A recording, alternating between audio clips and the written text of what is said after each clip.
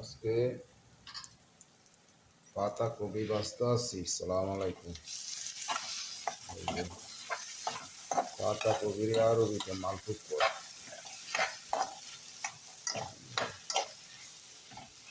এই যে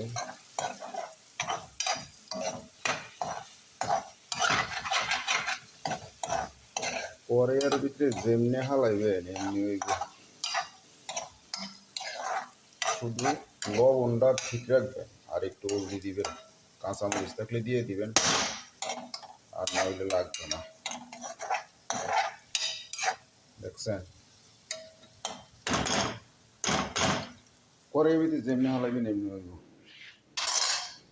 আর দেখেন আমি ওই যে রুটি, আমি রেগুলার এই রুটি বানাই, বেলা টেলা লাগে না আমার, তো আমি এগুলো রুটিগুলো বানাই। এই যে রুটি দেখছেন,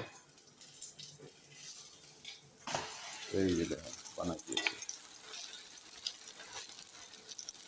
আমার রেগুলার এই রুটি। সকালে 2 পিস 3 পিস বানাই। এই যে আমি কাই করছি, যে দেখেন কিরকম হাত লাসান, যখন পরে যায় গিয়া হর হর হরাইয়া একদম পানির মতো। এভাবে পাতলা কাই করবেন, এভাবে কাই করলে রুটিটাও খাইতে মজা। এত নরম, এত তুলতুলে হয়, এত সফট হয় রুটিটা, আপনি অনুভব করতেন হাঁটতেন না, মনে হয় যেন একটা ফোম, যেন একটা তুলতুলে নরম পরোটা। ডিম দিবেন, দুধ দিবেন, খাজুর দিবেন, যে দিন যেটা দিয়ে বানাইবেন এটাই দিবেন আর কি। ঠিক আছে, তো এই বাজি বানাইছি, এই যে পাতাকপির বাজি, আর হইলো পরোটা, ডিম পরোটা, এই ঘি দিয়ে বাজি আর কি। আর আজকে ভিতরে একটা নাস্তা দিছি, এটার নাম হলো বেত টমাট, অর্থাৎ বেত হইলো ডিমা আর টমাটো হইলো টমাট। বেত টমাট বানাই একটু রাখছি, একজনের লাগে যদি খায় খাইব, আর আপনারা খাইলেও কেউ কইয়েন।